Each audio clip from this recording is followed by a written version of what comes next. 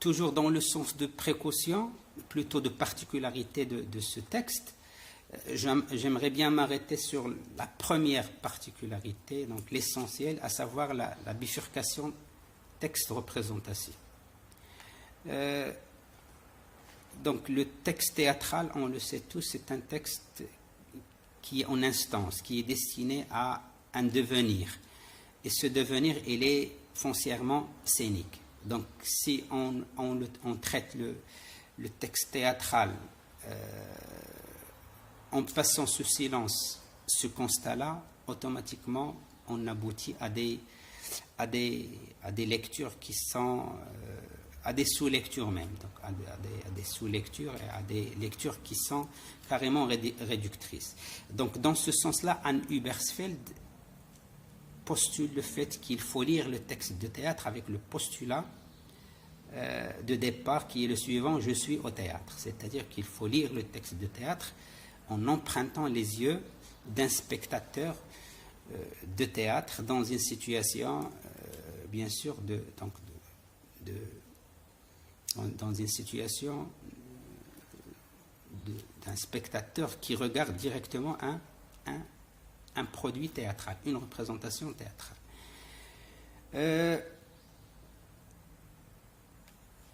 Un autre élément, c'est donc tout simplement le critère pragmatique. Donc, il faut rappeler dans ce sens qu'à l'opposé du texte littéraire, le critère esthétique n'est pas fondamental dans la distinction du texte théâtral, dans la mesure où tout texte, une fois mis en scène et fictionnalisé dans un cadre scénique, devient théâtral. Et là, je pense à la fameuse phrase d'Antoine Vitez: on peut faire théâtre de tout. Donc, le critère esthétique, qui est l'essence du texte littéraire, n'est pas suffisant pour dire que c'est un texte théâtral. Il y a aussi le critère pragmatique, et donc, comme disait Antoine Vitez, on peut faire théâtre de tout. Et donc, ce critère pragmatique, il faut le prendre en considération et le considérer comme un élément fondamental, un élément distinctif pour parler donc de texte théâtral à l'opposé d'un autre texte.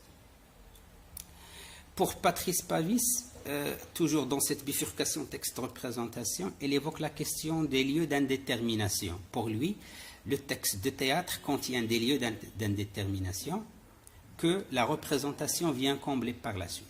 C'est d'ailleurs le même concept qu'on va voir avec Anne Hübbersfeld, qui conçoit le texte de théâtre comme étant un texte à trous, et ces trous ne seront complétés, ne seront comblés que par la représentation. Et du coup, il y a cette complémentarité, ce va-et-vient qui s'installe entre le texte et la représentation. Donc, dans le sens de ces lieux d'indétermination, Pavis reconnaît, donc je le cite: le texte dramatique est un sable mouvant à la surface duquel on localise périodiquement et diversement des signaux guidant la réception et des signaux maintenant l'indétermination et l'ambiguïté. Donc c'est un sable mouvant, c'est-à-dire on ne peut pas le traiter comme étant un texte qui a une seule et unique interprétation, et donc à chaque fois il y a des signaux qui s'offrent au lecteur et qui maintiennent l'indétermination et l'ambiguïté, d'où la nécessité des mises en scène qui vont porter sur ce texte. C'est pourquoi une représentation n'égale jamais la suivante, et ainsi de suite. Il y a toujours cette touche, ce plus apporté par la présence du comédien, la présence corporelle, et surtout par la vision du metteur en scène.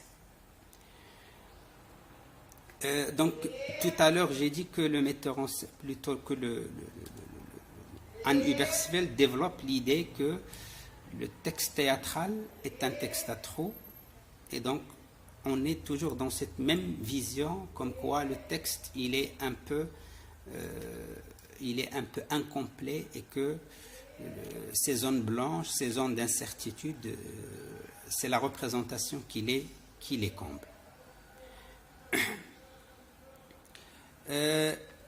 Après donc cette distinction texte-représentation comme seuil de lecture, il y a un autre seuil de lecture lié à l'histoire, la situation dans l'histoire du théâtre. C'est un élément fondamental pour plusieurs raisons. D'abord, la situation dans l'histoire, comme n'importe quel texte littéraire, ça permet donc de cerner pas mal d'éléments, d'éléments intervenant dans la lecture du texte. Pour le théâtre, il est nécessaire, par exemple, de distinguer de l'appartenance du texte à telle ou telle époque. Et donc, un texte, par exemple, classique, romantique, réaliste, symboliste ou absurde, donc sa situation par rapport à ces mouvements vous donne directement des angles d'approche. Et même lorsqu'il y a un transfert, par exemple, prenons l'exemple d'une tragédie grecque ou classique, réécrite dans le XXe siècle, par exemple. Je pense à la guerre de Troie n'aura pas lieu, je pense à pas mal d'exemples. Dans ce transfert-là, donc, il y a tout un ensemble de choix esthétiques qui s'opèrent, et donc l'étudiant ou le chercheur donc, doit travailler sur cette situation dans l'histoire parce que ça lui permet des outils, ça lui permet d'approcher le texte à sa juste valeur et d'ajouter justement cette touche que le dramaturge qui a fait la reprise a voulu bien sûr insérer au texte, a voulu ajouter au texte. Je prends aussi l'exemple par exemple, le drame, on sait très bien qu'il est anticlassique. Et donc, quand on situe un texte, par exemple, par rapport à cette tendance-là, automatiquement, on a dans l'arrière-plan toute cette littérature classique, les fondements donc, du classicisme dans le théâtre. Et à travers cet angle d'approche, on va essayer, bien sûr, de s'inscrire, disons, dans l'opposé de cette tendance, qui est bien sûr le drame, que ce soit le drame bourgeois ou le drame romantique. Donc la situation de l'histoire permet justement donc d'avoir d'avoir un angle d'approche qui serait quand même un plus par rapport au travail de lecture.